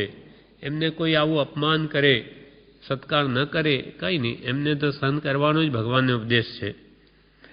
ત્યારે શ્રાવકે કહ્યું કે જૈન ધર્મના વિરોધી એવા બ્રાહ્મણને શિક્ષા ન મળે તો ધર્મની બીજા પણ હિલના કરશે. માટે એને કંઈ શિક્ષા તો મળવી જોઈએ. માટે તેનો ઉપાય બતાવો. તેનો આગ્રહ જાણી ગુરુએ કહ્યું કે હાલમાં તેના ઘરની શી હકીકત છે. ત્યારે શ્રાવકે કહ્યું, તેણે એક નવો પ્રાસાદ કરાવ્યો છે, નવું મકાન કરાવ્યું છે. તેમાં રાજાને પણ આમંત્રણ આપ્યું છે. તેથી રાજા તેને ઘેર અમુક દિવસે જવાના છે નવા ઘરમાં. તે સાંભળી ગુરુએ કહ્યું, જ્યારે રાજા તેના મહેલમાં પ્રવેશ કરે તે વખતે રાજાને તમારે હાથ પકડીને રાખવા અને કહેવું કે આ મહેલ હમણાં પડવાનું છે. તમારે જ્યારે બી રાજા એના ઘરે જાય અને મહેલમાં પ્રવેશ કરે કે જવાન દેવાન બહાર પકડી રાખવા અને એમ બોલવું તમારે. ગુરુ કે એમ કહેવું શ્રાવકને કહ્યું કે હમણાં પડી જશે આ મકાન, એમ કહીને એમને પકડી રાખવા. અને પછી હું તે મહેલને વિદ્યાના બળે પાડી નાખીશ. શ્રાવકે તે જ પ્રમાણે કર્યું. તેથી પ્રાસાદ પડી ગયો. તે જોઈ રાજાએ કહ્યું, આ શું? ત્યારે શ્રાવકે કહ્યું, તમને મારવા માટે આ કપટ કર્યું હતું કે આ તમારા મકાનમાં લઈ જઈને તમને મારી નાખવા હતા. તેથી પુરોહિત ઉપર રાજા કોપ પામ્યો. તેને શિક્ષા કરવા માટે રાજાએ આ શ્રાવકને સોંપ્યો. ત્યારે શ્રાવકે આ બ્રાહ્મણ પુરોહિતને કહ્યું કે મુનિઓ પર તું દ્વેષ રાખે છે તેનું આ ફળ છે. મુનિઓ પર તું દ્વેષ રાખે તેનું આ ફળ આવ્યું જો. ત્યારે પુરોહિતે કહ્યું, હવે આવું અકૃત્ય હું કદી નહીં કરું. ત્યારે શ્રાવકે તેને છોડી મૂક્યો. જેમ મુનિઓએ સત્કાર પરિસર સહન કર્યો તેમ સર્વે મુનિઓએ સહન કરવું. કોઈ આવકાર આપે ન આપે, અપમાન કરે તો એ મુનિઓએ બધું સહન કરવું. 20મું પ્રજ્ઞા પરિસર ઉપર સાગરાચાર્યની કથા. પ્રજ્ઞા પરિસર.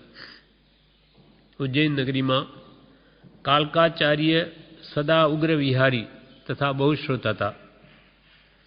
પણ તેમના શિષ્યો ક્રિયામાં પ્રમાદી હતા. ગુરુ પ્રમાદ ટાળવા માટે શિષ્યોને ઉપદેશ આપે, પણ શિષ્યોને તો ઉડતો ક્રોધ ચડે. એટલે એક વખત ગુરુ કુશિષ્યોને સૂતા જ મૂકી વહેલા વિહાર કરીને સુવર્ણકુળ નગરે આવી ગયા કે આવા શિષ્યો જે કંઈ માને જ નહીં, પ્રમાદી, એટલે એમને છોડીને જ બીજા આવી ગયા. હવે કાલકાચાર્ય પોતાના ગુરુના ગુરુ હોવા છતાં કોઈ દિવસ જોયેલા નહીં હોવાથી સાગરાચાર્ય ઓળખ્યા નહીં. જ્યાં એ આવ્યા છે કાલકાચાર્ય, તે સાગરાચાર્યને ત્યાં આવ્યા તો સાગરાચાર્યની ખબર નથી કે આ અમારા ગુરુના ગુરુ છે, એને ખબર નથી. તેથી કાલકાચાર્યને પૂછ્યું કે હે વૃદ્ધ મુનિ, તમે ક્યાંથી આવો છો? તેમને કહ્યું, અવંતીથી આવું છું. અવંતી એટલે ઉજ્જૈનીથી. હવે એકવાર સાગરાચાર્ય શિષ્યોને શ્રુતસ્કંદ ભણાવતા હતા. ત્યારે કાલકાચાર્ય વૃદ્ધ મુનિને પૂછ્યું, સાગરાચાર્ય, કે તમે આ શ્રુતસ્કંદના અર્થ જાણો છો? ત્યારે તો ગુરુના ગુરુ હતા. તેમણે કહ્યું, હા કંઈક, હા જાણું છું. છતાં સાગરાચાર્યએ પ્રજ્ઞાના ગર્વથી કહ્યું કે હું આ સાધુઓ પાસે સુતસ્કંદનું વ્યાખ્યાન કરું તે સાંભળજો. વૃદ્ધ કાલકાચાર્યને પોતાની પ્રજ્ઞા દેખાડવા માટે તે વિશેષ પ્રકારે વ્યાખ્યાન કરવા લાગ્યા. કાલકાચાર્યના શિષ્યો ગુરુને શોધતા સુવર્ણકુલ નગરે આવ્યા. ગુરુની શોધ કરતા સાગરાચાર્ય પાસે આવ્યા અને કહ્યું કે અમારા ગુરુ અહીં આવ્યા છે. ત્યારે સાગરાચાર્ય કહ્યું કે તેમની મને ખબર નથી, કોઈ વૃદ્ધ મુનિ આવેલા છે ખરા. પછી ખબર પડી કે આ તો મારા ગુરુના ગુરુ છે. એમ જાણી ગુરુને વારંવાર ખમાવ્યા અને કહ્યું કે હે પિતામહ, મેં શ્રુતની વ્યાખ્યા કરી તે કેવી કરી? ત્યારે વૃદ્ધ મુનિએ કહ્યું, વ્યાખ્યા સારી કરી પણ ગર્વ કરે છે તે યોગ્ય નથી. ગુરુના ગુરુએ કહ્યું કે વ્યાખ્યા તો ભલે સારી કરી પણ તું એનો અહંકાર બહુ રાખે છે, એ યોગ્ય નથી. પણ તેનો ગર્વ કરે છે તે યોગ્ય નથી. બુદ્ધિના નિધાન વૃદ્ધ કાલકાચાર્યે સાગરાચાર્યને પ્રતિબોધ કરવા માટે શું કહ્યું કે નદીમાંથી એક પલ્લવ રેતી મંગાવી તેને એક ઠેકાણે નખાવી. અમુક એટલીક રેતી મંગાવી અને એક ઠેકાણે મુકાવી. પછી ત્યાંથી બીજે ઠેકાણે નખાવી. હવે આ ઉપાડીને બીજે મૂક. બીજેથી પછી ત્રીજે ઠેકાણે નખાવી. એમ જુદે જુદે ઠેકાણે નખાવાથી તે રેતી ઘણી ઓછી થઈ ગઈ. અહીંયાથી ઉપાડે ત્યાં મૂકે એટલે થોડી તો બધે ક્યાંય પડી જ રહે. એમ કરતાં એ રેતી ઘણી ઓછી થઈ ગઈ. આ પ્રમાણે રેતીનું દૃષ્ટાંત આપી કાલકાચાર્યે સાગરાચાર્યને કહ્યું કે નદીમાં જેમ રેતી ઘણી છે તેમ જિનેન્દ્રમાં તો અનંત જ્ઞાન છે. જિનેશ્વર ભગવંતમાં તો અનંત જ્ઞાન છે ને એમ નદીમાં રેતી કેટલી તેમ. હવે તેમાંથી ગણધરોએ અલ્પ શ્રુત લીધું. તેમના પાસેથી તેમના શિષ્યો પ્રશિષ્યોએ ગ્રહણ કર્યું. ત્યાંથી વિસ્મૃતિના કારણે હાલમાં શ્રુતનું ઘણું જ અલ્પ જ્ઞાન રહ્યું છે. એ જતાં બધું જે ભગવાન તીર્થંકરો પાસે આવ્યું એમાં આવતા હવે તો બહુ જ ઓછું જ્ઞાન રહ્યું. એમ વિચારી હે વત્સ, શ્રુતનો મદ કરવો કિંચિત માત્ર યોગ્ય નથી. એ ભગવાન તીર્થંકરનું જ્ઞાન કેટલું, એના શિષ્યો ગણધરો ગૌતમાદિ પાસે કેવું જ્ઞાન હતું અને એમાં આવતા નહીં જેવું રહ્યું. એમાં તું જાણકાર થયો તેનો શું ગર્વ કરે છે? સિંધુમાંથી બિંદી જેટલું રહ્યું છે એમાં તું ગર્વ શું કરે? પ્રજ્ઞા પરિષદ જેમ સાગરાચાર્ય સહન કરી શક્યા નહીં તેમ કરવું નહીં, પણ કાલકાચાર્યની જેમ પ્રજ્ઞા પરિષદનો જય કરો. એક આ ગુરુના ગુરુ એ મહાસમર્થ હતા પણ એને કોઈ એનો ગર્વ નહોતો. પણ સાગરાચાર્ય ગર્વ કર્યો તેમ પ્રજ્ઞા એટલે શાસ્ત્ર જ્ઞાનનો ગર્વ ન કરવો, પણ પ્રજ્ઞા પરિષદ સહન કરવો. કંઈ પણ જાણકારી થઈ હોય તો એ જીવને તરત બીજાને બતાવવાનો ભાવ થાય એમ કે ન રાખવું. એ જ્ઞાન બીજા માટે નથી, પોતાની શુદ્ધિ માટે છે. માટે અહંકાર ન કરવો કે હું જાણું છું એવો ભાવનો અહંકાર ન રાખવો. હવે 21મો પરિસર અજ્ઞાન પરિસર ઉપર આભીર સાધુની કથા. ગંગા નદીને કાંઠે કોઈ ગામમાં બે ભાઈઓએ વૈરાગ પામી દીક્ષા લીધી. તેમાં એક વિદ્વાન થયા અને બીજા મૂર્ખ રહ્યા. જે સાધુ વિદ્વાન હતા તે શિષ્યોને રાત દિવસ ભણાવવાથી એક દિવસ ખેદ પામીને વિચારવા લાગ્યા કે મારા ભાઈને ધન્ય છે કે જે સાધુ થઈને સુખે રહે છે અને અવસરે નિંદા કરે છે. એવું મૂર્ખપણું સારું કે જેમાં 8 ગુણ રહેલા છે. કે જો હું વિદ્વાન થયો તો મને રાતનો દાડો આ ભણાવવા પડે, મારો ભાઈ તો મૂર્ખ છે એટલે એને તો કે બસ ખાય પીએ ને સૂઈ રહે. એ તો સુખે સૂએ અને અવસરે નિદ્રા કરે એવું મૂર્ખપણું સારું. એના આમાં તો આ મૂર્ખમાં તો કે 8 ગુણ રહેલા છે.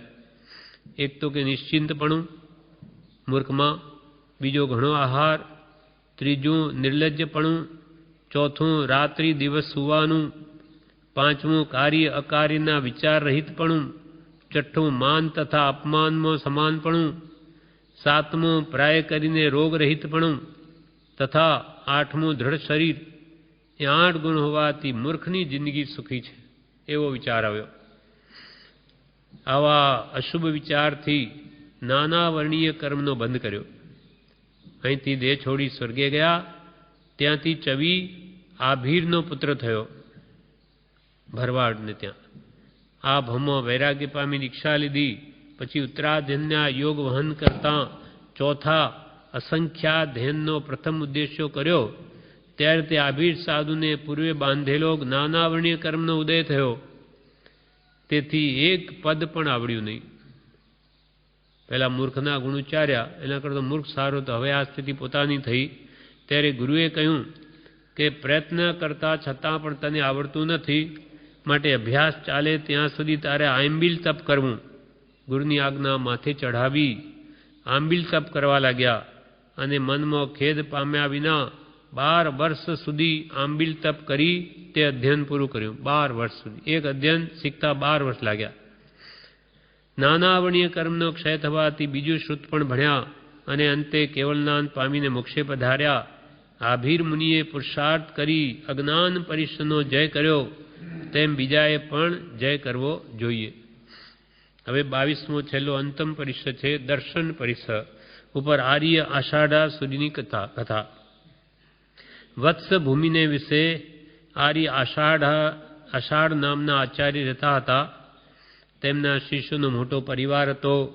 તેમના ગચ્છમાં અનશન કરીને જે સાધુ કાળધર્મ પામતા તે સર્વને આચાર્ય મહારાજ આરાધના કરાવીને કહેતા હતા કે હે વત્સ, તું જો દેવ થાય તો તારે શીઘ્ર આવીને મને દર્શન આપવું. એમ જેને જેને શિષ્યોને એ સમાધિમણ કરાવે ત્યારે કે તમે દેવલોકમાં જાઓ તો મને આવીને તમે આવજો, મને દર્શન આપજો. પછી દેહ ત્યાગ કરીને બધા સ્વર્ગે જતા, પરંતુ તેમાંનો કોઈએ આવીને આચાર્યને દર્શન આપ્યા નહીં.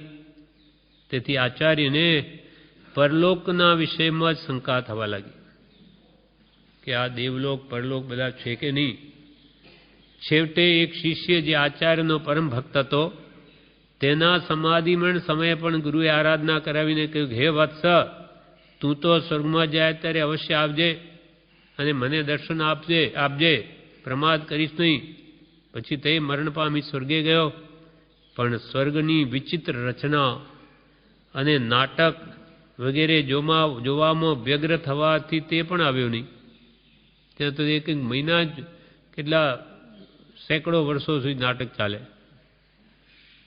એ પણ આવ્યો નહીં. તેથી સૂર્યે વિચાર્યું કે પરલોક વગેરે કાંઈ છે નહીં, ફોકટ જ ભોગોનો મેં ત્યાગ કર્યો.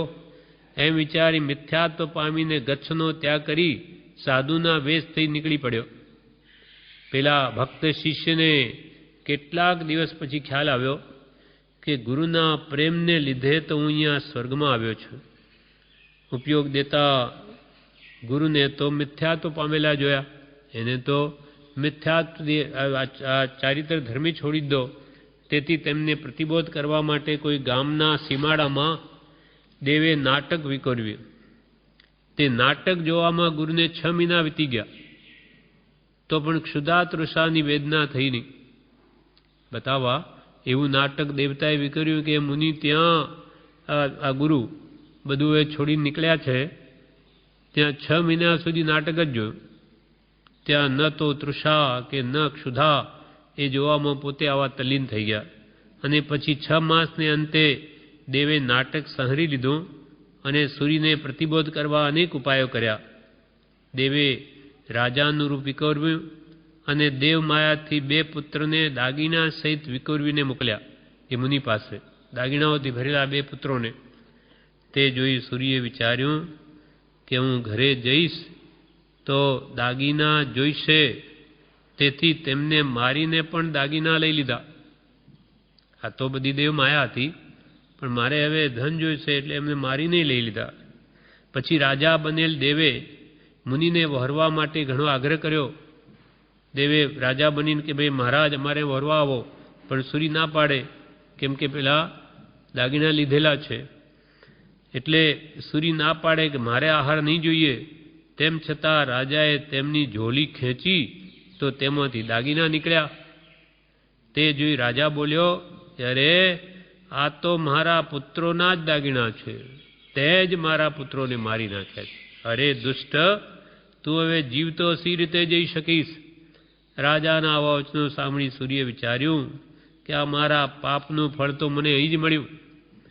હવે મને કોણ શરણરૂપ છે? એમ પશ્ચાતાપમાં સૂર્યને પડેલા જોઈ તે દેવ પ્રગટ થઈ કહેવા લાગ્યો, હું તમારો શિષ્ય છું. તમે આરાધના કરાવી હતી તેથી હું મરીને દેવ થયો છું. આપને બોધ દેવા માટે જ આ બધું નાટક વગેરે મેં વિકર્યું છે.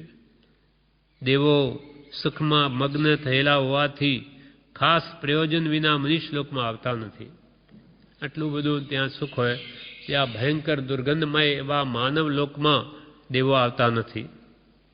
આ પ્રમાણે દેવ થયેલા શિષ્યના વચનો સાંભળીને પ્રતિબોધ પામી તે સૂરી ફરીથી સંયમમાં લીન થયા. તેમણે પ્રથમ દર્શન પરિસર સહન ન કર્યો, સમકિત વમી નાખ્યું, પણ પછીથી કર્યો તેમ બીજાઓએ કરવું નહીં, પણ હંમેશા ભગવંતના ઉપદેશ ઉપર પૂર્ણ શ્રદ્ધા રાખવી. ભગવંતે જે કહ્યું હોય તે સત્ય છે એમ માનવું. આ પ્રમાણે દર્શન પરિસર સહન કરવું. આ પ્રમાણે 22 પરિસર જે મુનિઓ માટે હતા એ 22 કથાઓ બધી પૂરી થઈ. હવે આગળનું વાક્ય 235મું છે કે તત્વજ્ઞાનનો અભ્યાસ કરો. તત્વજ્ઞાનનો અભ્યાસ કરો, જે આપણે આવતીકાલે લઈશું.